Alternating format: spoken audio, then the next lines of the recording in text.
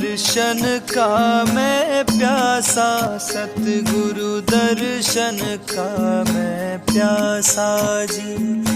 दर्शन का मैं प्यासा, सतगुरु दर्शन का मैं प्यासा जी।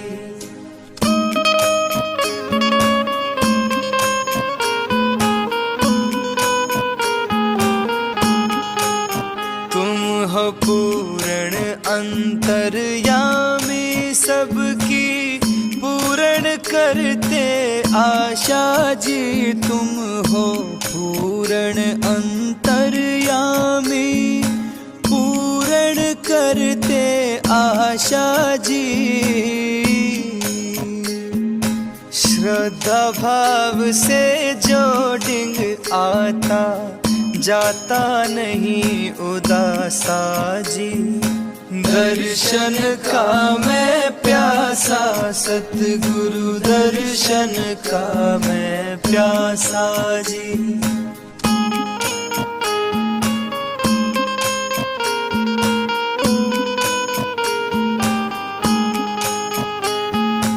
हीन दीन प्रतीत हीन हम फंसे काल की भाषा जी। बलहीन दीन प्रतीत हीन हम फंसे काल की भाषा जी।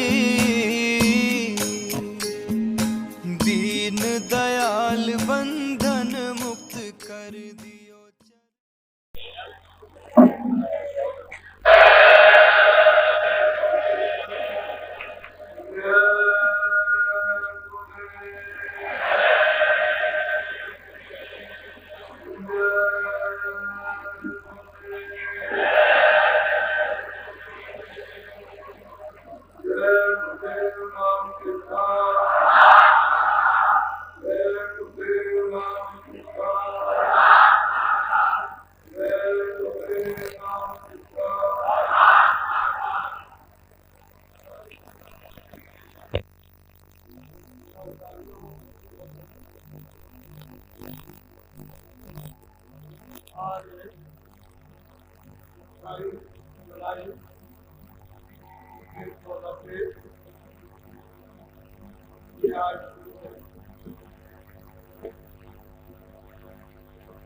ये मथुरा नगरी है। आप दूर दूर से चल कर के आए। इसे इसी प्रकार का लोगों को ये जो संदेश मिला है, वो लोग हो सकता है ये अपने आत्माओं का विकास और फायदा। यदि अच्छे लोग नहीं मिलेंगे महापुरुष, और ये जीव क्षणों में मार मिलेगा, शरीर को उठाकर लोग काट देंगे और जला देंगे, खत्म हो जाएगी। दुनिया जैसी की तैसी पड़ी रह गई, पड़ी रह जाएगी। इसको न कोई ले जा सका, न कोई ले जा सकेगा।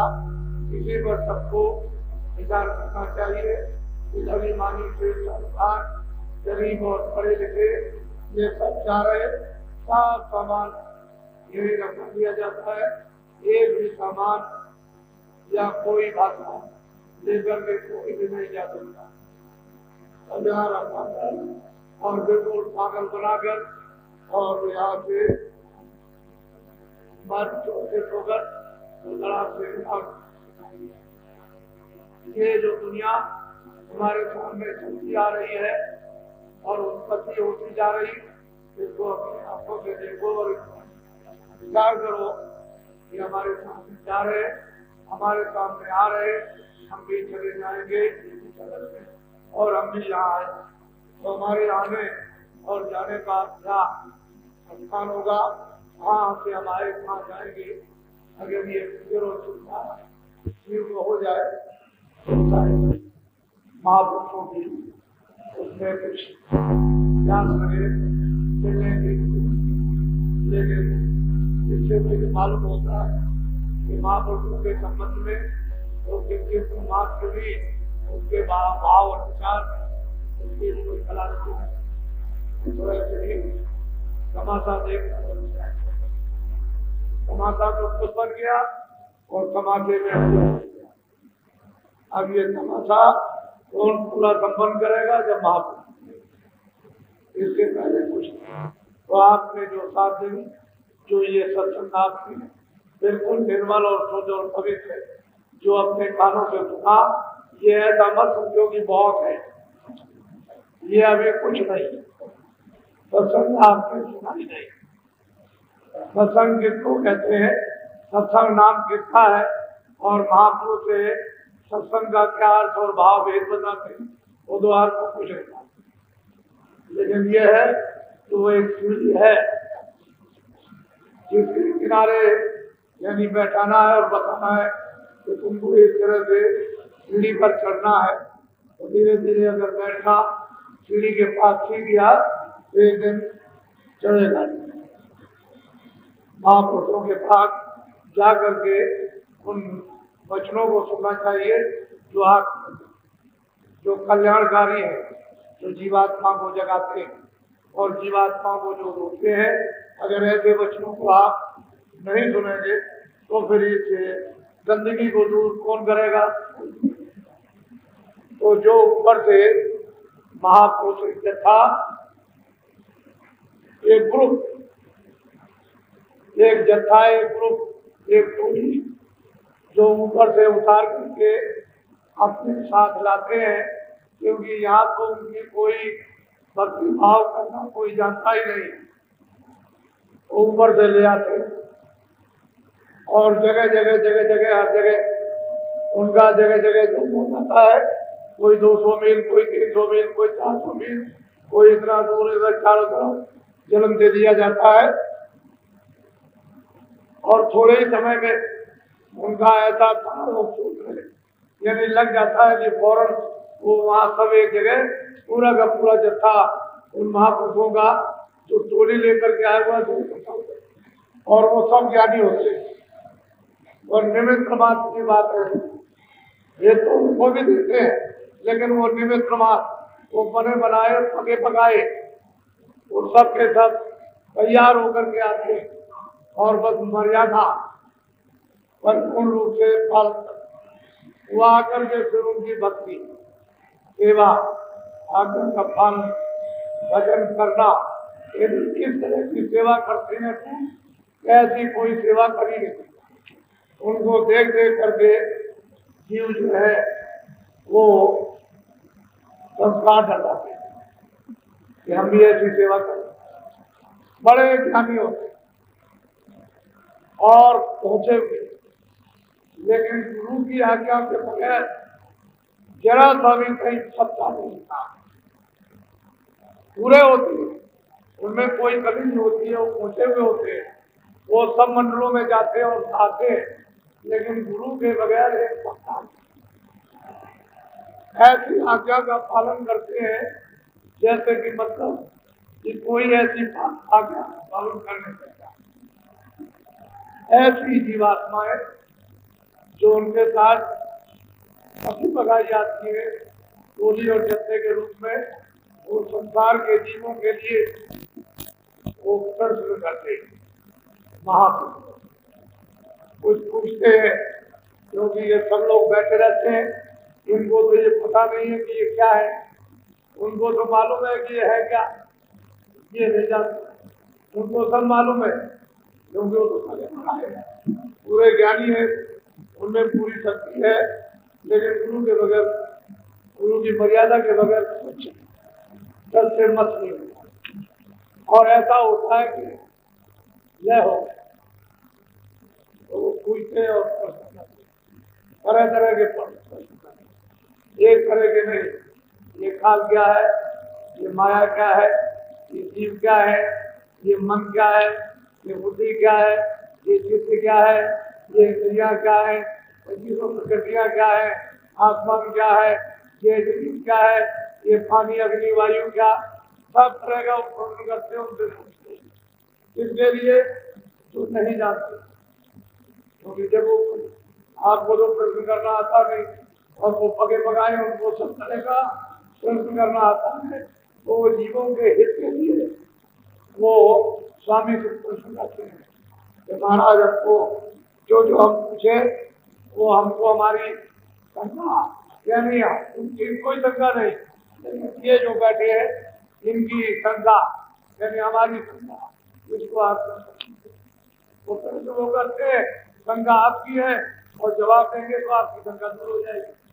उनके पास तो कोई शंका है नहीं, तो बगे बगाए पूरे के पास लगे और पूरी और एक पत्ता हत्या के बगैर और उनको कोई जान भी नहीं सकता। उनको बस यही जानते हैं कि आप ये प्रेमी है, इनके बगैर इनकी आज्ञा के बगैर दूसरा कोई काम नहीं करेंगे, वो और कुछ भाषा नहीं अच्छा नहीं लगता है, ऐसा मैंने कभी कितना तो जानेंगे, लेकिन उनकी पहुंच नहीं पड़ता। उनको जरा भी इशारा भी भाव में बोल में चाल में भी पता नहीं चल सकता है। ऐसी यानी भक्ति करते और पगे हुए पूरे होते। तो आज मैं आपको बहुत विधान से आपको समझाऊंगा और ये भक्तों का सच्चे भक्तों का प्रश्न है, सब जीवों के हितों के लिए, ताकि सबका हित हो और सब जीव जागे और संस्थाएं सबकी खत्म हो जाए। तो बहुत प्यार से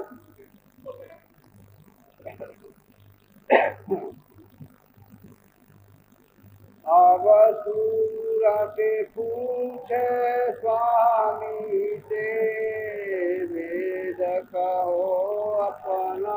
ये जो सूरज दोनों आंखों के बीचों बीच बैठी हुई है, जो जा गई और ऊपर मंडलों में जाकर के सारे मंडलों का दर्शन दीदार यानी ब्रह्म का पारक्रम का और ऊपर जाती है अपने क्रिया पद में और सच्चे बादशाह का दर्शन करती है। वो पूछती है स्वामी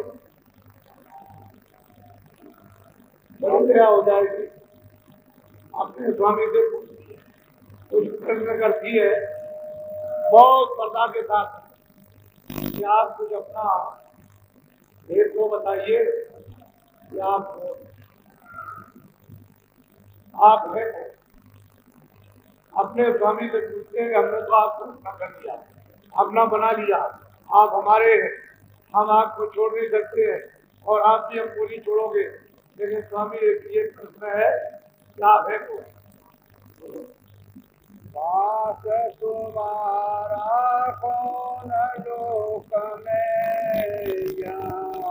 ये तुम कौन मौज। कहते हैं कि स्वामी ये बताइए, पहला प्रश्न है कि आप किस लोक के पास किस लोक में रहते हैं, किस धाम में रहते हैं, कहाँ से आप आए और फिर यहाँ किस मौज में, किस इच्छा में, क्या करने के लिए यहाँ मृत्यु में आए, कहाँ आपका वासा है और क्या इच्छा देकर के क्या करने यहाँ मृत्यु में आए। स्वामी मुझे इसका उत्तर दीजिए। देश तुम्हारा कितनी दूर, खोजे सूरत न पाए। अब वो जीवात्मा कहती है दोनों आंखों के जो पीछे बैठी है कि हमने सब जगह खोजा, तलाश किया, ढूंढा, तो पूजा की, संस्कार किया, उपासना काम किया, दान किया, फूल किया, क्या किया, बैराग किया, तपस्या की, व्रत किए, सब कुछ किए, हमने सब जगह खोजा ढूंढा, लेकिन कहीं भी हमारा पता ठिकाना नहीं चला। कहती है कि भाई आप वहाँ के रहने वाले और यहाँ क्यों आए हो और आप यहाँ से इस लोग से किसी आपका देश है, कहाँ के बात नहीं, ये हमको सब क्यों आए, किस मौज में आए, वहाँ के रहने वाले हैं, फिर यहाँ आए हैं, तो यहाँ पे मृत्यु से तो आपका देश कितनी दूर है, बहुत प्यार के साथ से वो प्रश्न कर रही है और पूछ रही है, इसका भी हमको उत्तर दीजिए। पहले तो वो सब कुछ किए रह रही है, बाद में बस सुन करके उसको उत्तर दे छोड़ो। मैं बिछड़ी तुमसे कहो कैसे, देश पराए आई जैसे। कहते हैं कि मैं पराए देश यहाँ क्यों आई और मैं आपसे क्यों छुड़ गई, इसका भी मुझको सही सही उत्तर दीजिए। मुझे क्यों आपने कर दिया, क्यों मैं बिछुड़ गई और पराए देश क्यों आई, आपके दिल से अलग क्यों की गई, इसका भी मुझे उत्तर दीजिए। मेरा हाल बेन कर गाओ, देश अपना मोह। और ऐसे नहीं, भिन्न भिन्न विधि विधान के साथ, यानी आप अपना मतलब ये मेरा भेद बताइए कि मैं कैसे आई, क्यों भेजी गई, क्यों यहाँ काल के देश में डाली गई और कर्मों में क्यों बर्मा दी गई और फिर वहां से क्यों निकाली गई। ये पूरा विधि विधान से भिन्न भिन्न मतलब है, से हमको समझाइए ताकि हमको ये मुक्ति और हमारे शंका दूर हो जाए कि हमारे प्रश्न का उत्तर हमको मिल गया और हमारे ठीक ठीक समझ में आ गया। मन तन संग पाई में कब से, दुख पाए बहुतक में जब। कहते हैं कि मन के साथ तन के साथ मैं जो यहाँ करके बांधी गई, तो मैंने इस मन के साथ कितने कितने तो बहुत से पाए, ये सबको किया गया। क्यों इस दुख में लाया गया, क्यों तन के साथ मन के साथ बांधी गई, फिर मेरे ऊपर में ये कर्म बंधन क्यों डाल दिया गया कि ये पाप है, ये पुण्य है, और मैंने जो कुछ भी किया है और इन दिनों से मैं भोग रहा हूँ, चिल्ला रहा हूँ, रो रहा हूँ, और मेरा कोई सहारा या उपाय नहीं, ये भी मुझे ठीक ठीक बताइए। क्यों भूली मैं देश तुम्हारा, आई पड़ी परदेश। अब वो जी बात कहती है कि स्वामी ये भी बताइए कि मैं आपका देश क्यों भूल गई, क्यों ऐसी जरूरत पड़ी कि मैं बिल्कुल ही देश को खो बैठी और प्रदेश को मैं अपना देश समझने लगी, अपना घर समझने लगी, यहाँ इनको अपना साथी समझने लगी, और फिर ये कितने से हमारा कोई भी साथी नहीं रहा, सब किनारा स्वार्थ में कर गए, और मैं इतने दिनों से यहाँ चलाती और नरकों में भोग रहा हूँ, रो रहा हूँ, चिल्ला रहा हूँ, तो मैं आपका देश क्यों। पाताल बसो केंद्र तू लोक में, स्वर्ग बसो के। अब वो तुरंत कहती है कि स्वामी क्या आप पाताल लोक में है, या मतलब लोक में आप रहते हैं, या आप स्वर्गलोक के वासी हैं, या वैकुंठ लोक के वासी हैं, तो मुझे ये भी बताइए कि किस लोक में आप रहते हैं, में रहते कि नहीं, पाताल में, मृतलोक में और स्वर्गलोक में, वैकुंठ लोक में कहाँ के वासी हैं, ये मुझे विधि विधान से भी समझाइए। इंद्रपुरी या शिव मुकाम में, कृष्ण लोक या राम। कहते हैं कि वो इंद्रपुरी में या शिवपुरी में, यानी निरंजन भगवान के यहाँ आप बसते हैं, या कृष्ण लोक में रहते हैं, मतलब या प्रकृति लोक में रहते हैं, या पुरुष लोक में, किस लोक के आप वासी हैं, तो उसको अलग अलग किसी विधान से मुझे समझा दीजिए, तब मेरी शंका जाएगी और आप अब मिल गए बताने के लिए, और यहाँ क्यों आए हैं ये मुझे सब तरतीब बात बताइए।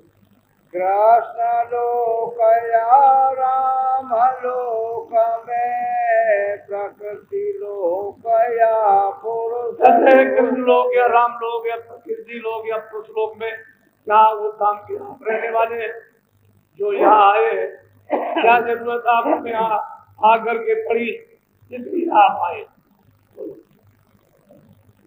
या तुम व्यापक सभी लोक में, चार खाने चरय। और वो तुरंत पूछती है कि स्वामी क्या आप सब जगह व्याप्त थे, सब लोगों में व्याप्त थे, या मतलब 84 और मतलब है कि नरकों में भी आप व्याप्त थे, किस जगह पर रहते और कहाँ के रहने वाले। ये सब अलग अलग भिन्न भिन्न हमको ये विधि विधान ये हमको बताइए। क्यों मोहे जाला काल लोक में अति बर माया हर्ष। और ये भी बताइए कि आपने मुझको काल के लोक में क्यों डाल दिया, क्यों बता दिया। मैं यहाँ अति भरम गया, मुझे पता ही नहीं है कि मैं कहाँ हूँ और जन्मता हूँ मरता हूँ, अति दुखी होता हूँ। मेरे दुख को कोई सुनने वाला नहीं और मैं जाता हूँ 84 और नरकों में मुझे नाना प्रकार की यातनाएं दी जाती हैं। तो मुझे यहाँ काल के देश में आपने क्यों डाला। अब क्यों आए मोहे चितावन रूप धरा तुम अति मन। अब वो बड़े प्यार से कहती है स्वामी, अब आप गौतमों के पास मुझको देव सिखाने के लिए आए हो, इसमें कोई संदेह नहीं है कि जो रूप आपने धारण किया था मनमोहन आकर्षण है, बहुत मनमोहित जो रूप धारण किया है और आकर्षण में, ये तो मैं जान गई, ये तो मैं समझ गई, लेकिन इस तरह के बाद आप आएंगे सब तरह के प्रश्न ऊंचे नीचे, उलझने के गिरने के, फंसने के, निकालने के, हवाले करने के, सब पूछ रही है कि हमको ये सब बताइए।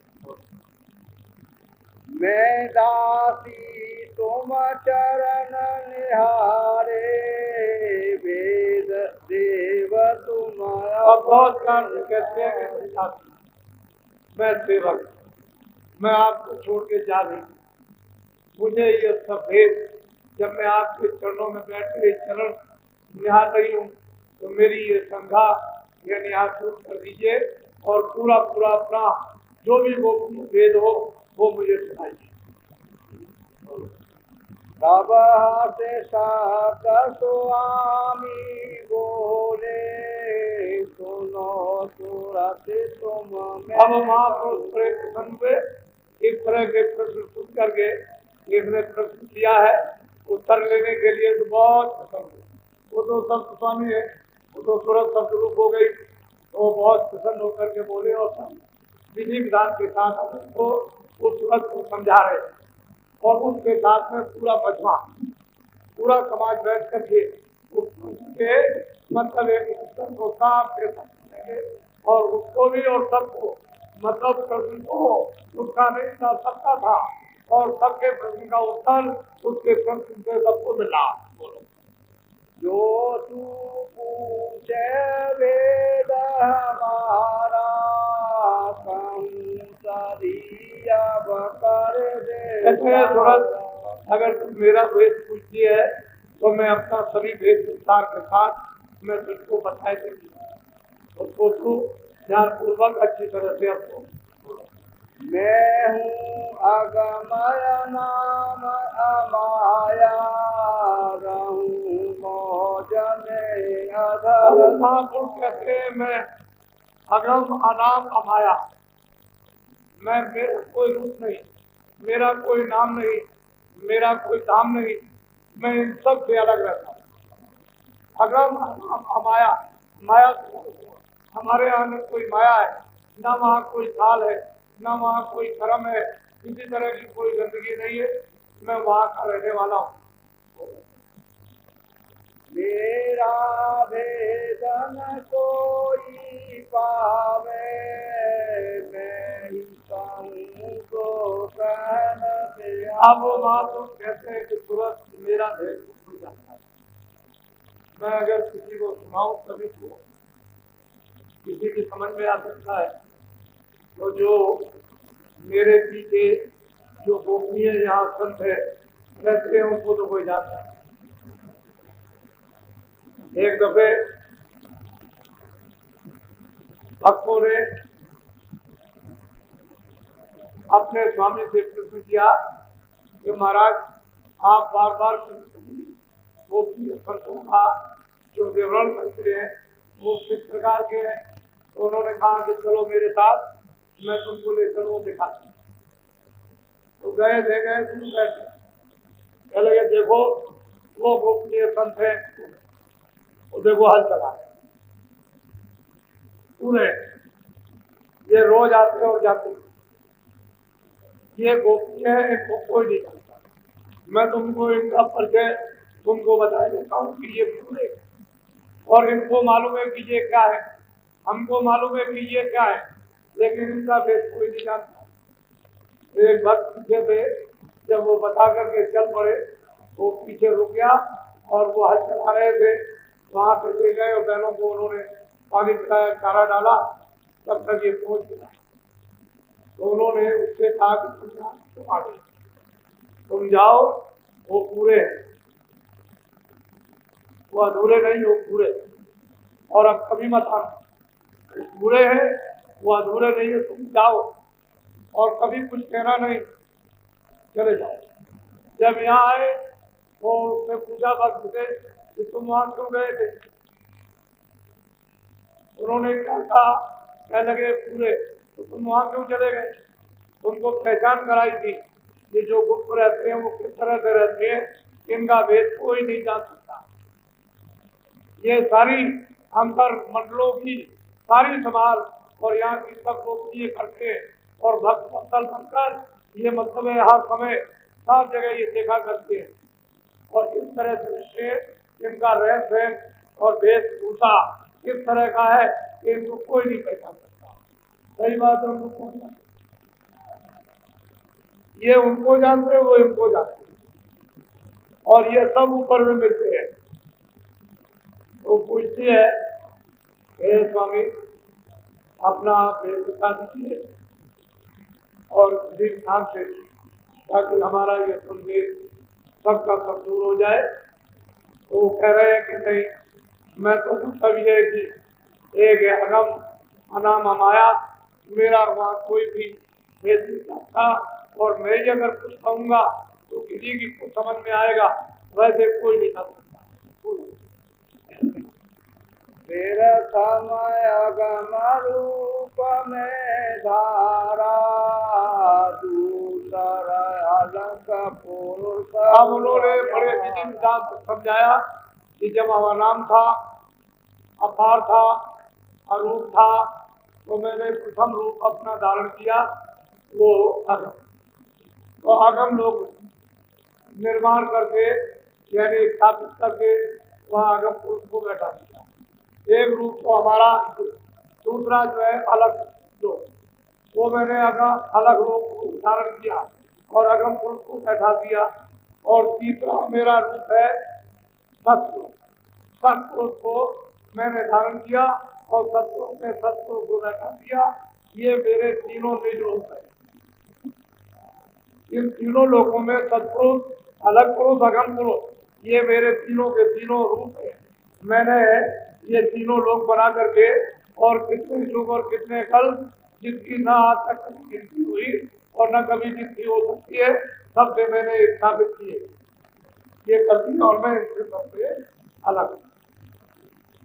मेरा इनमें मेरा पूरा, और इसमें कोई किसी तरह का यानी बंधन नहीं है, किसी भी तरह का कहीं भी वैसे मात्र परमात्मा की बंधन है, ये मेरा निजी बोलो।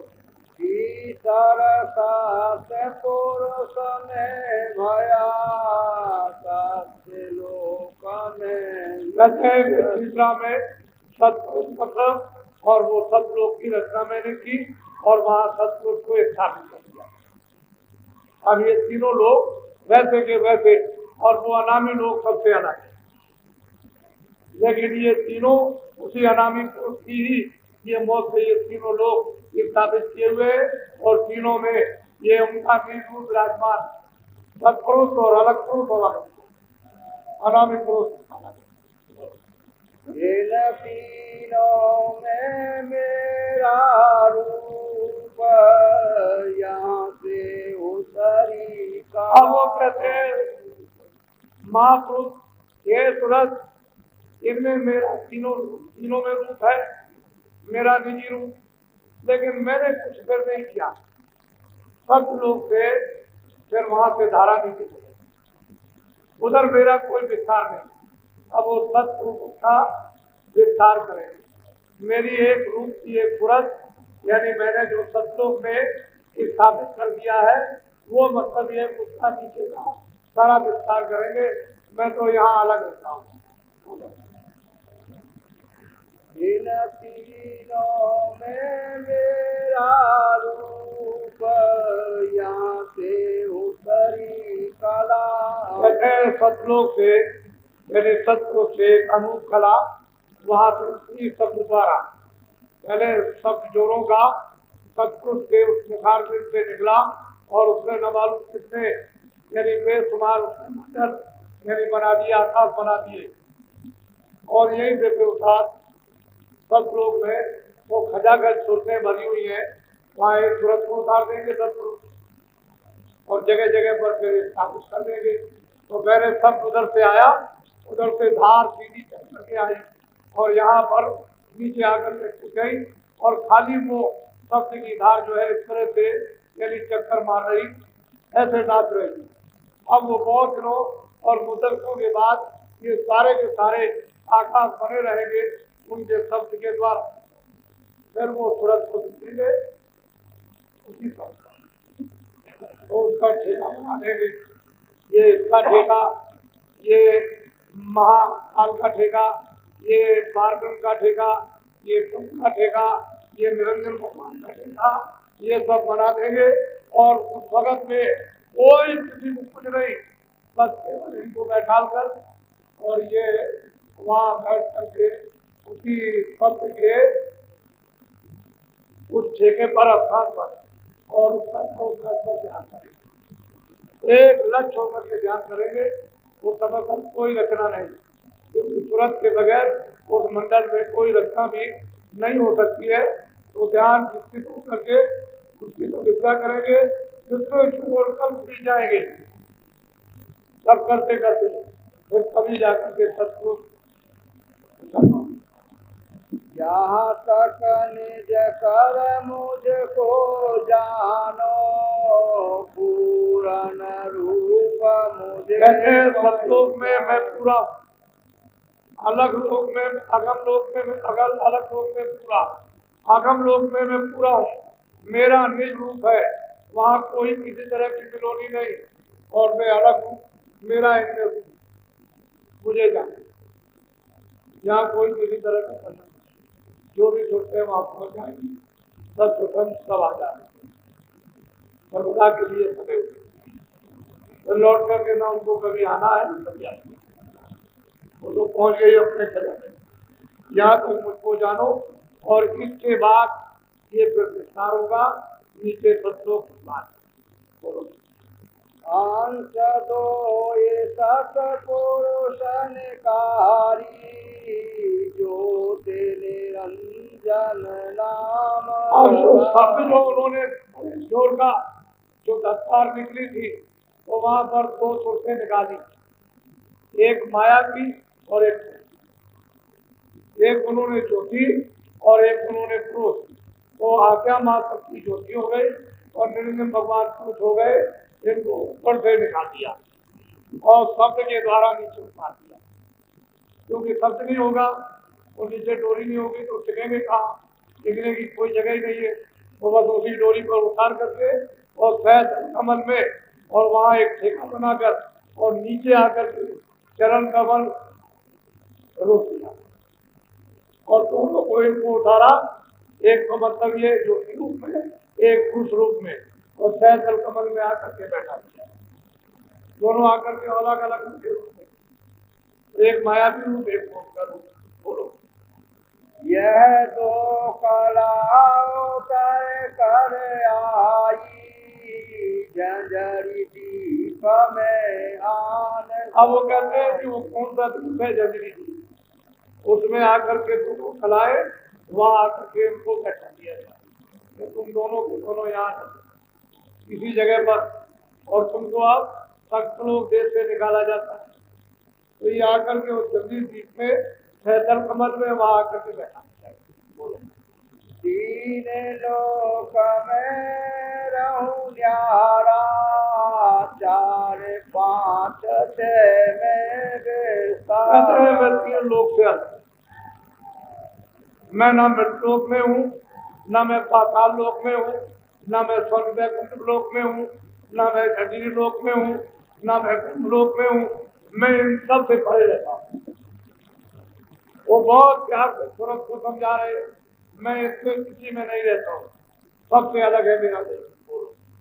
तीन लोक एक बूंद पसारा, तेन्द्र रूप है अगमय। अब वो कहते हैं कि 3 लोक में एक हमारी यानी निकाली हुई एक बूंद रहती है, एक बूंद के रूप में सूरत यानी धंधली सी फैजल कमल में ये वहां आकर के सिखा दी गई, उससे ये तीनों लोग ये निर्माण हुए। मेरी एक बूंद रहती है और मैं तो अगम अपार, मेरा कोई भेद नहीं सकता, मेरी कोई पैमाइश नहीं करता, मैं अलग रहता हूँ। मेरी एक बूंद रहती है 3 लोग, उसका ये सारा का सारा ये सब सारा है। मैं न पताल स्वर्ग नहीं मिलता, ब्रह्मा विष्णु महेश। अब महापुरुष कहते हैं पाताल स्वर्ग और मृत्यु लोक और ब्रह्मा विष्णु इन महादेव में नहीं, बिल्कुल इनसे अलग। नहीं गोलोक नहीं साकेत, इंद्रपुरी नहीं ब्रह्म कहते हैं कि समेत। न इंद्रलोक में हूँ, न ब्रह्मलोक में हूँ, न रामलोक में हूँ, न साकेत लोक में, इसमें किसी में मैं नहीं रहता। तीन लोक व्यापक में नहीं, बूंद एक में। और वो कहते हैं कि तुरंत मुझे पूछा था क्या आप व्यापक रूप से सब जगह हैं, तो उन्होंने कहा मैं व्यापक रूप से भी यानी कहीं भी नहीं रहता हूँ और इन लोगों में भी कहीं नहीं रहता हूँ, मैं तो इन सब से भरे हूँ, जिसमें मेरी एक बूंद एक सूरत मेरी रहती है। उसी बूंद का सकल पसारा, वेदता एक ब्रह्मय कहते हैं उसी बूंद का ये सारा का सारा ये ब्रह्मांड तीनों लोगों का ये सारा पसारा है और उसी को लोग जाके अपने अपार जो बूंद की रचना है उसको आप अपार कहो और सिंधु है और महासागर अपार उसको अलग, उसे तो कोई जाता नहीं। अब वो खुद आकर के छोटों को अपना भेद बता रहे और मालिक का पता और ठिकाना और ये बता रहे कि मैं कहीं नहीं रहता हूँ, ना मेरा व्यापक रूप है, मैं तो एक बूंद मेरी वहां रहती है, उसका ये सकल सारा का सारा ये फसाना है। इन सब से अलग वेदांती आए ब्रह्म बखाने, शांति आए सोत पुकार। वेदांती कोई कहता है ईश्वर है, कोई कहता है ब्रह्म है, कोई कहता है प्रकृति है, कोई कहता है माया है। इस तरह से लोग जो है वो उस समय पर वर्णन करते हैं, क्योंकि मेरा वेद तो उस समय पर खोला नहीं गया था, तो किसी ने कुछ ऊपर का बताया भी नहीं कि भाई ऊपर में कुछ है, तो यही लोग यही उपासना करते हैं और इसी को अनुमान से कहते हैं कि ऐसा होगा। वो व्यापक है, उसका नाम नहीं, उसका रूप नहीं है, वो मतलब एक का रूप है, लेकिन ऐसा नहीं। अगर रूप नहीं होगा तो नाम क्या? रूप है बात। जब नाम है रूप है तो स्थान होना चाहिए, जब नाम रूप स्थान है तो उसकी आवाज होनी चाहिए, नहीं तो फिर कैसे निर्माण कैसे होगा, यानी रचना कैसे होगी? तो इसलिए आवाज क्यों, क्योंकि रचना करने में बोलेगा, और अगर हम लोग न बोले तो यहाँ कोई भी रचना इन कारखानों की और इन मकानों की सामान की नहीं हो सकती है। आवाज से तो ये सब रचना हुई, और आवाज के ऊपर ही तो आप काम करते हो, ये ऐसा काम करो, ऐसा काम करो, ऐसा काम करो, ये मशीन बनाओ और मशीन चलाओ, इसको ऐसा करो। इसलिए शब्द की सब जगह यहाँ वो शब्द गुप्त है, जड़ता में है, और वहाँ शब्द चेतन का है। वो चेतन रचना अलग है और वो अद्भुत रचना, ये रचना जड़ और चेतन। तो कहते हैं मेरी बूंद एक रहती है, बड़े बड़े वेदांती और योगी इसी को कहकर के अपार और वेद क्या ये कहकर के थक, लेकिन मेरा वेद इनमें से किसी ने नहीं जाना, मेरी एक बूंद वहां पर रहती है, उसी ने ये सकल यानी सारा का सारा पसारा किया। इसके आगे भेद न पाया, सतगुरु बिन उन दो कहते हैं जिस किसी को ये भेद इसके आगे का नहीं मिला और सतगुरु महापुरुषों के संतों के बगैर सब धोखा खा जाएंगे, कि उनको पता ही नहीं है कि मैं कहाँ से आई। जब सुरखों का हाल ही किसी को मालूम नहीं है, तो असल में बात यह है कि सतपुरुष ने नीचे अपने इच्छा मर्जी मौत जो नीचे की रचना की है, वो मतलब ये है कि ऊपर यानी ठेका बना करके आसमानों पर, और फिर सुरखों को बैठाल करके, यानी मतलब ये है कि तपस्या कराई, और इन्होंने सब करने के बाद जब प्रसन्न कर लिया सतपुरुष को, तो उन्होंने वरदान मांगा। उन्होंने कहा भाई तुम क्या चाहते हो, तुम्हारे ध्यान से, तुम्हारी तपस्या से, इस भक्ति से हम प्रसन्न हो गए, ठीक है हमने दिखा दिया, लेकिन अब आप खुश हो गए, अब आप चाहते जाओ। तो उन्होंने कहा जैसा सतलोक आपका राज है उसी तरह का अपना राज है। तो ये बात तो मानी हुई है कि बगैर जीवात्माओं के रचना कभी किसी मंडल पर हो ही नहीं सकती है। अगर यहाँ पर जीवात्माएं चर जीव जंतुओं और मनुष्यों में न रहे कोई रचना कोई काम हो नहीं सकता। क्यों? मनुष्य शरीर रहेगा नहीं, जानवर शरीर रहेंगे नहीं, पंछी शरीर रहेंगे नहीं, कीड़े मकोड़े के रहेंगे नहीं। जब शरीर कोई रहेगा तो काम काज कैसे होगा, फिर कोई रचना नहीं होगा। सोचते हैं जो शरीरों में बंधन में जब रहेंगी तभी रचना बैठेगी। तो उनको उन्होंने प्रसन्न होकर एवं मत देखा, हमने तुमको दिया। अब वो प्रसन्न होकर के रचना करने के लिए सुरतों का भंडार, फिर ये सुरतें जब देखी जाएगी तो ऐसे भंडार नहीं भेजा जाएगा कि सीधी चली जाओ। उनके लिए भी कितने युग और कितने कल्प यानी अनगिनत बीत जाएंगे, तब धीरे धीरे उनको नीचे उतारा जाएगा। नहीं एक अधिक आएगी, क्योंकि उनमें भी बड़ी शक्ति है, उनमें भी बहुत ताकत है, मामूली शक्ति नहीं है। वो हुक्म से उतरेगी, आदेश से नीचे उतरेगी। जो मालिक की सतपुरुष की क्या मर्जी है, क्या इच्छा है, उस मर्जी और मौज को उन्हें कबूल करना पड़ेगा। फिर नीचे धीरे धीरे उतर के आएंगे, ठेके से उतरेगी, रुकी रहेगी, वहां का आनंद उल्लास के बाद फिर मर्जी होगी तो नीचे फिर उतरेगी। फिर उसके बाद 100 दिनों तक वो रस और आनंद लेगी, और फिर उनकी मर्जी होगी थोड़ी सी फिर उतरेगी, क्योंकि वहां तो सबको स्वतंत्रता है, कोई बंधन तो नहीं है। फिर जब नीचे आएंगी, जब ब्रह्म स्थान पर जब आएंगी तो उनको एक झिल्ली बारी, एक कपड़ा जैसा, एक पर्दा जैसा बहुत बारीक होगा, यानी अनुमान को होगा कि कोई कपड़ा है था छाया के रूप में आया। वो तो उस दृष्टि से, ज्ञान दृष्टि से उसका कौन होगा, एक छाया के रूप में प्रकाश में एक पर्दा जैसा फेंका गया। तो वो किसका पर्दा होगा? शब्द स्पर्श रूप रस, इसका एक पर्दा जिस बातों के भंडार पर फेंक दिया। तो ये माना जाता है कारण। फिर वहां रुकी रहेगी मुद्दतों तक, कितने युगों तक, कितने कल्पों तक। फिर उनको नीचे फिर वो कपड़ा पहरा करके सब रूप रसन का तो फिर नीचे उतारा। फिर उनको एक सूच में एक उन्होंने उससे थोड़ा यानी वो एक पर्दा डाला और 9 तत्वों का होगा, शब्द रूप रसन और मन, बुद्धि और चित्त और अहंकार, ये 9 तत्वों का इसके ऊपर में एक पर्दा बन गया। मन को हो गया एक पर्दा एक आया, तो उस पर्दे में सूक्ष्म शरीर में वो जीवात्माएं फिर बहुत मुद्दत होता कितने चुप और कल बीत गए, फिर वहां रुकी रही और फिर उसके बाद नीचे उतार लेकर आ रही है सब एकदम से सब सिद्धार्थ, जिस पर ये सब टिके हुए हैं उसी धार से उतारी।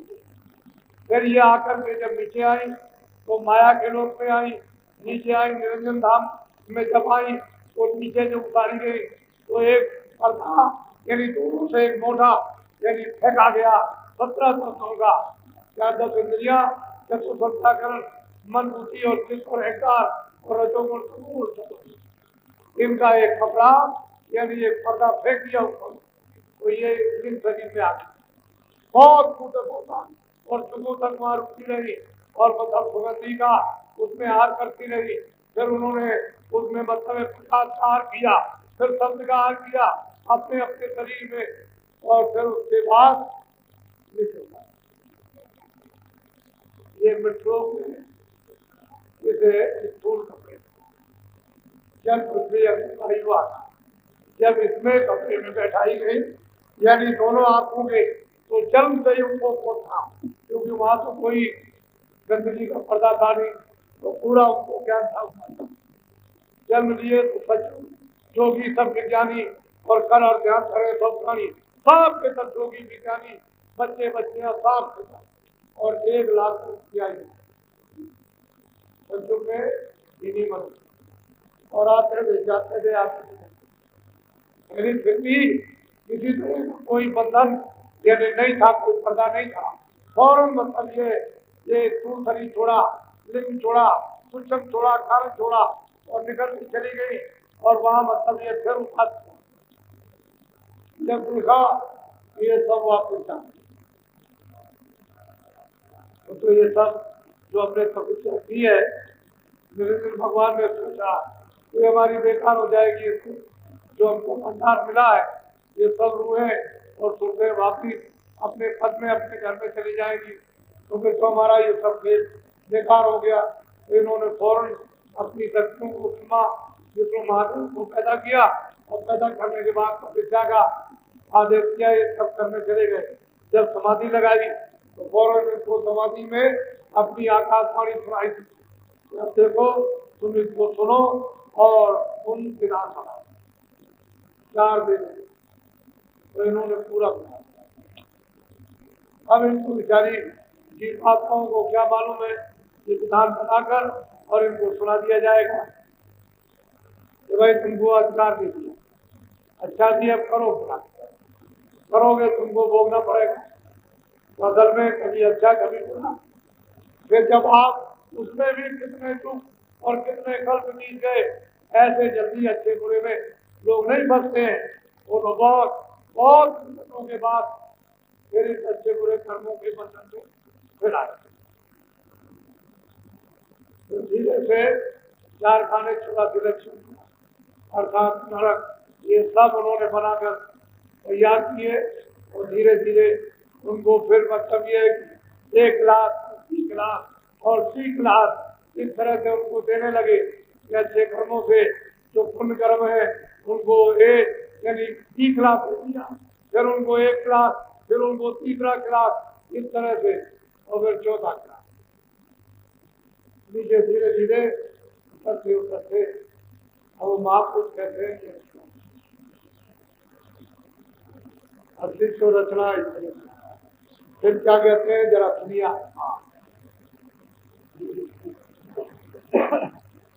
जितने मत है जग के माही, बूंद को अब वो बहुत प्यार से महापुरुष को समझाते हैं कि जितने भी मत है ये सब किसी बुंद को कहते हैं। सिंध को इनको पता नहीं है कि सिंध कैसा है, उसी बूंद को मानते हैं, और उस बूंद के पास नहीं जाते। उसने भी जाने के लिए बड़े कठोर साधन रखे, लेकिन इन साधनों को जब पार करता हुआ आएगा तब मेरे पास आएगा, न वो साधन कर सकेगा। वहाँ तमाम फिक्र और बाधाएं उन्होंने खड़ी कर दी है, उस नीचे के नीचे रह जाएंगे। इसी बुंद को सिंध कहेंगे, और सिंध अलग, जो मेरी एक बूंद है उसी को ये लोग सिखाते हैं सिंध। बोलो सिंध असल रायन से न्यारा, वेद कपिवन का। और महापुरुष कहते हैं कि सिंध जो है इस कुंड से बिल्कुल अलग है। उनका ये सगल पथारा जो है इससे वो अलग रहता है, लेकिन क्या करें सर जाने के कारण हर भाई पेट को पानी खा जाता है। जब मालिक नहीं मिलेगा तो मिलेगा, तो मैनेजर को ही लोग फिक्स कहते हैं। अरे भाई, जब मतलब वो नहीं मिलेगा तो देवी देवताओं को भी कहते हैं यही मालिक है, यही भगवान है, यही ईश्वर है, यही सब कुछ है। उनको ये भी पता नहीं है कि देवी देवता किसने पैदा किए है, ये भी नहीं मालूम है कि ब्रह्मा विष्णु महादेव का कौन पिता है, ये भी पता नहीं है कि आत्या महाशक्ति किसकी अर्धांगिनी है, कुछ नहीं मालूम। किसी को मान कर ले मैं अलग ब्रह्मादिक सब वेद भुलाए, ऋषि मुनि कर्म भरम कहते ऋषि मुनि ये तो कर्म भरम में उलझी गए, लेकिन तुमको देशवाणी सुनाई दी थी और उसका साक्षात्कार नहीं हुआ था। ब्रह्मा को ब्रह्मा जी के पिताजी का वो भी नहीं कर पाए। दिया जो वाणी आई, लेकिन पिता का उनको भी दर्शन दिया। लेकिन निरंजन भगवान के पैदल कमल में ब्रह्मा विष्णु महादेव शिव ये भी उनका दर्शन नहीं कर सके, वो भी उनसे बचे। तो बताओ उसको कौन जानेगा। और ऋषि मुनि इसी में बुला गए।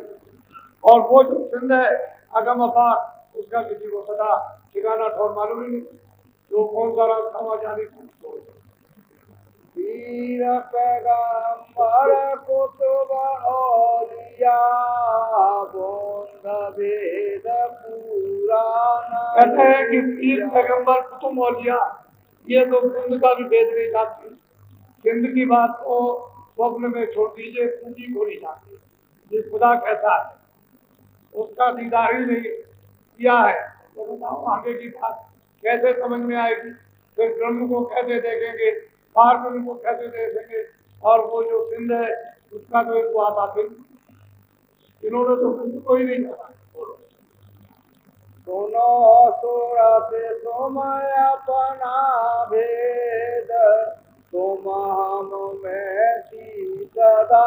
और प्यार से कहते हैं कि सुरत तुम अपना भेद समझो और सुनो, तुम मुझमें थी अभेद थी, वहां मुझमें तुमने कोई भेदभाव नहीं था।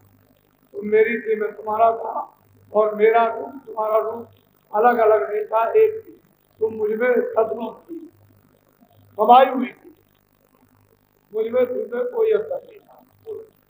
काल करी हम सेवा भारी, सेवा बस होई पुत्र। और महापुरुष कहते हैं कि सूरत जब सतपुरुष की यानी निरंजन भगवान ने और ब्रह्म ने और पार ब्रह्म ने और महाकाल पुरुष ने जब उनकी अखंड सेवा की, तो मैं उनकी सेवा से बची हो गया और सेवा के बस होकर मैं प्रसन्न हो गया। मैंने कुछ विचार नहीं किया। बोलो तुमको मांगा हमसे उसने, सौंप दिया तुम्हें सेवा। जब सेवा की और मैं प्रसन्न हो गया और सेवा बस होकर के उसने यानी हमसे सुनको मांगा, सुनको को मांगा कि जैसा सतलोक में राज है उसकी तरह हमको राज दे दिया जाए, तो फिर हमने उसकी सेवा बस होकर के उनको दे दिया।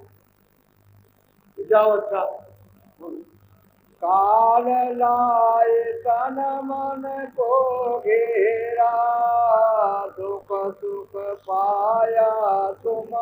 ये मैं जानता हूँ कि मुझसे मांग करके यानी निरंजन भगवान ब्रह्म और पारब्रह्म तुमको हमको ले आए, हमसे मांग करके और यहाँ तन मन में डाल करके तुमको बहुत सुख दिया है कि हमको सब मालूम है। तब हम जानते हैं, हम तो ये सोच रहे थे कि तुम वहाँ जाओगी और नीचे वाली गंदगी को वहाँ छोड़ दोगी और तुम चली आओगी, लेकिन तुम वहाँ जा करके उस तन में मन में वहाँ फंस गई।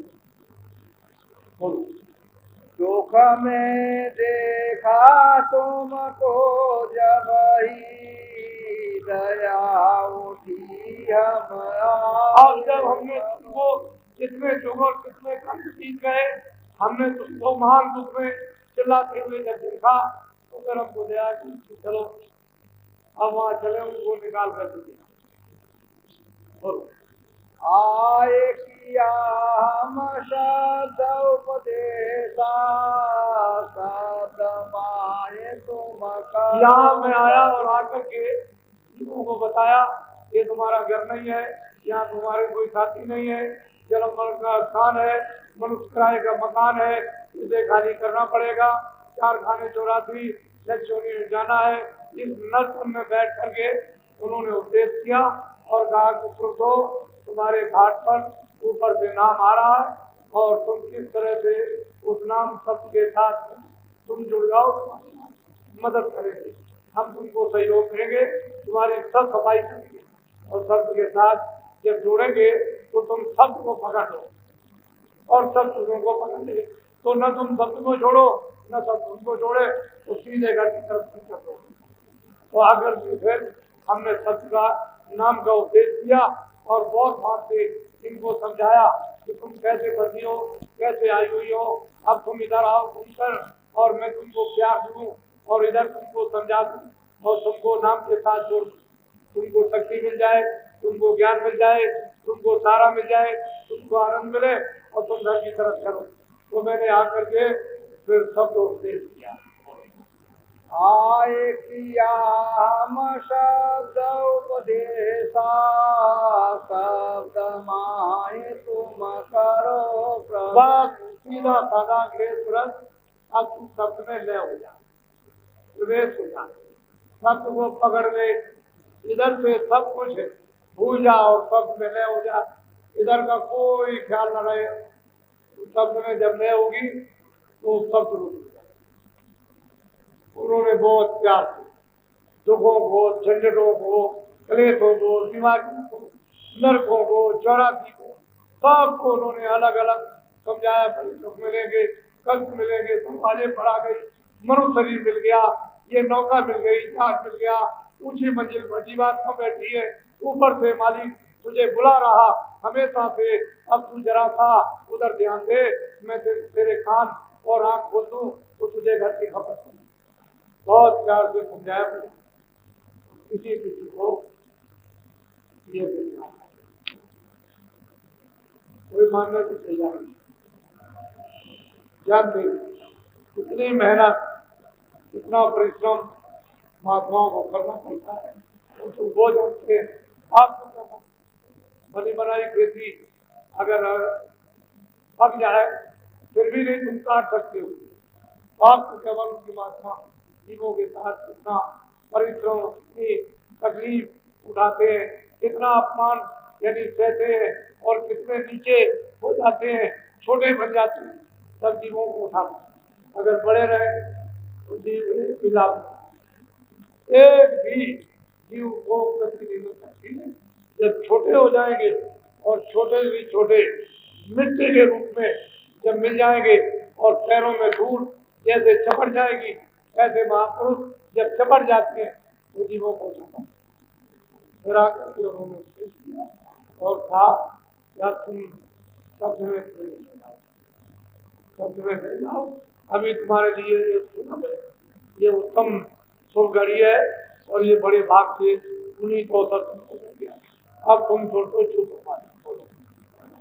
शब्द शब्द पौड़ी हमारा की चढ़े चढ़े पहुँची। अब महापुरुष कहते हैं कि शब्द यानी पौड़ी सीढ़ी, यानी एक शब्द से दूसरा, दूसरे से तीसरा, ये मैंने पौड़ी सीढ़ी बना रखी है मंजिलों पर, यानी चढ़ने के लिए। तो जिस महल में जो रहता है सीढ़ी से चढ़ करके जाओ वो महल में रहने वाले वहां से मंडलावर्ती महापुरुष का दर्शन, फिर सीढ़ी से चढ़ जाओ तो वहां दूसरे को, फिर सीढ़ी से चढ़ो तो मैंने सीढ़ी यानी ऊपर से नीचे तक लगा रखी है और इस तरह से तुम्हारे कानों तक, दोनों आंखों के ऊपर तक आवाज आ रही, पकड़ो और धीरे से चढ़ो। तो चरण पहले तुम जुड़ जाओगे, उसमें प्रकाश है और प्रकाश की ताकत यानी पाकर के शक्ति पाकर के जब तुम इसे चेतनता को ऊपर घसीट लोगे और चेतन तुम अवस्था में आ जाओगे तो चेतन से चेतन को जाना जाएगा शब्द चेतन, जिस शब्द में ले होगे वो ऊपर की जाओगे। चल जाओ इस तरह से स्थान पहुंचकर ऐसे दीदार और दर्शन करते हुए जाओ। मैंने पौड़ी सीढ़ी बना रखी है, इसमें तुमको किसी तरह की तकलीफ उठाने की जरूरत नहीं है। और मैं हर मुकाम पर मैं तुम्हारी समाज करने के लिए बैठा हूँ, तुमको घबराने की जरूरत नहीं। मेरा रूप सब मुकामों पर वहां मिलेगा, इसलिए मैं सब मुकामों पर और बीच में तुमको बराबर रास्ता दिखाता जाऊंगा। इतना करो कि तुम अब सब कुछ बना लो और इसमें लय हो जाओ। बोंद देश को छोड़ो वही जिंद देश। और महापुरुष सूरत को समझा रहे, ये सूरत अब तू जो पुण्य देश है, इस पुण्य को अगम और अपार समझ गई थी, तू छोड़ दे और चल अब देख सिंध देश में पहुंच कि वो देश कैसा है। वो तेरा देश, वो वहीं की रहने वाली उस सतदेव सतलोक से। इसलिए तो नानक जी ने सचखंड का उधर गोस्वामी जी ने बड़े पक्ष में वहां रामायण में प्रकृति पार यानी प्रकृति के पार को सत्य है। और फिर उसके बाद एक अनामा अग सच्चिदानंद को नामा। ये तो पूरे थे अधूरे थे, आधे तो थे नहीं, ये तो पूरे थे, आते और जाते। लेकिन जो उन्होंने रामायण बनाई वो उनके सामने ही यानी लोग व्यापार करने लगे। उनसे कभी नहीं पूछा कि रामायण में आपने क्या देखा, क्या भेदभाव लिखा है। लोग रामायण लेकर के भगे और बस वहां पुजाने लगे, कथा वार्ता करने लगे। और रामायण बनाने के बाद यानी वो 50 यानी साल तक यहाँ रहे यहाँ भूमि पर, और लोग रामायण लेकर के कथा बात और वहां पुजाने लगे। उनके पास कोई कुछ नहीं। ये तो महापुरुषों का, उनको तो किसी ने समझ नहीं पाया। तकलीफ तो तुलसीदास ने भी उठाई, कबीर मीरा ने भी उठाई, रैदास प्रभु ने भी उठाई, नानक जी ने भी उठाई। जितने महापुरुष आए सबको तकलीफ उठाई और फिर इनके लिए सब लोगों ने परेशान। लेकिन उस समय पर वक्त अलग था अपने। और अब तो आप इन दिनों में देखते हो चिल्ला रहे हो, कोई देने वाला नहीं, चारों तरफ से मार, घर के पीछे, बाहर के पीछे, वो पीछे, चारों तरफ से मार हो रही, चिल्ला रहे हो। तो क्या मतलब ये, अब तो भगोगे तो माता ही बचाएंगे, दूसरा कोई बोलो। बोंद देश को छोड़ो वही जिंद देश चल बोलो। कहते जल्दी करो, देर मत करो। इस भूमि देश को अब महापुरुषों के मतलब ये साथ होकर के और मतलब गया जल्दी से इसको छोड़ दो। और आप तुम जहाँ की रहने वाली हो अपने घर में अपने वो तो अक्कल देश है, वहाँ तो कभी किसी चीज में कोई परिवर्तन होता ही नहीं, ना हुआ ना होगा। बोंद देश तेरा की जानो रचन मुरक्कब। ये मुरक्कब रचना बिलोनी की है। ये मतलब कारण रचना, सूक्ष्म रचना और लिंग रचना और रचना, ये जो कुंड जो हमारी एक रची है, इसकी ये समझो कि ये श्लोकी की मालिक है। ये है एक दूसरे श्लोकी और तुम्हारा घर को देखिए चीजों को जाने के लिए तो रास्ता उसने रखा। लेकिन जिस कुंड का जिसका 3 लोग का पुकारा है उसको सतदेश से निकाल ये वहां नहीं जाता। लेकिन इसके अधीन जो जीवात्मा चर यानी 84 धर्मों में नाना 5 जन्मों में जो अपनी सजा पा रही है, इसके लिए तो माफी रखी है, ये तो चली जाएगी। लेकिन इनको देश दिखा सकते ये दिखा वो कहते हैं भाई इसको हमारी खून इसमें तो ये बिलोनी मुरक्कब ये मिलोनी की प्रकृति मतलब ये है कि जल चेतन की उसमें मिलोनी करके रचना की है और तुम्हारा देश तो शुद्ध और साथ में वहां तो कोई मिलोनी है नहीं, किसी भी तत्व की मिलोनी नहीं, वहां तुम ही तुम हो और अभी हमें अब तुम में तुम हमें, वहां कोई मिलोनी किसी तरह की नहीं, जो तुम में ताकत तो हमें, जो हमें ताकत तुम्हें, जो हमारा रूप तुम्हें, तुम्हारा रूप हमें, वहां कोई मिलोनी नहीं। बोलो मुखर रचना तुम्हारे देश सत सत जात यानी मिलोनी से रही वो रचना जो स्वच्छ और साफ और निर्विघ्न और मतलब ये कि स्वतंत्र है, वो तो तुम्हारे देश वहां तुम चलो देखो वहां की अस्थि और ताकत को देखो किस तरह की वहां की रचना, वो बहुत प्यार करते हैं, प्यार से समझाते हैं, संज्ञात्मक करते हैं, अपना भेद बताते हैं, अपना भेद बताते हैं, उनको कैसे मांगा और मैंने उनको कैसे अलग किया है और वो क्या है, मेरी एक खून है, यहाँ मिलोनी है, तुम ये रचना रच ली है, तुमको मांग करके भाप लिया, तुम इसके अधीन हो गए और तुम बड़ी तकलीफ में जो और कल्पों से उठा रहे हो, मुझे तुम्हारे लिए तैयार है और मैं वहां से तुमको ले जाने के लिए आया, तुम मेरे साथ रचना तरती भी हुई तो मैं बोल सुनाऊं। कहते हैं आप तरकीब से सिलसिले बाद यहाँ रचना की है, महापुरुष कहते हैं वो रचना किस तरह की तरकीब बात क्या रचना की, मैंने जो खून उधर से निकाल करके इधर अलग कर दी है उसकी रचना तरकीब और तरकीब से ही बोले आई जीवों को रूहों को ले आया और उसको मार दिया।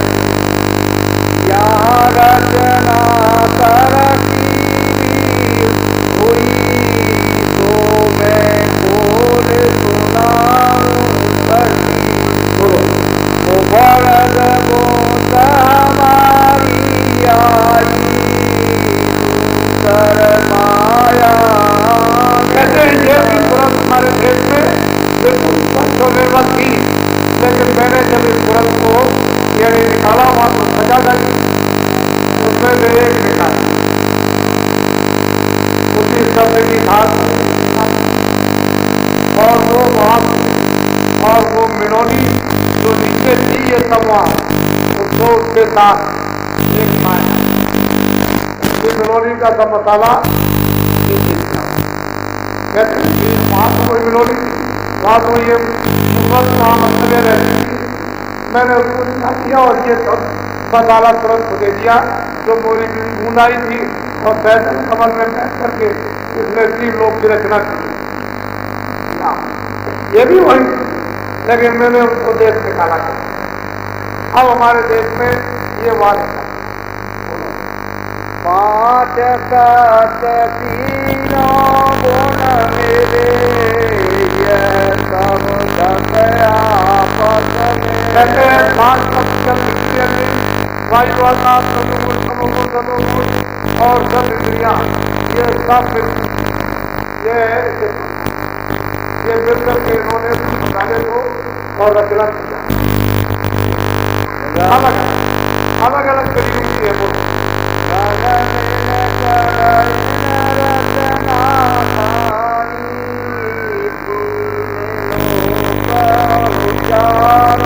कहते हैं दल मिल करके मिला जुला कर इस मसाले को और रचना उन्होंने ही स्थापित कर ली और 4 खान 84 योनियां उन्होंने इसी मसाले से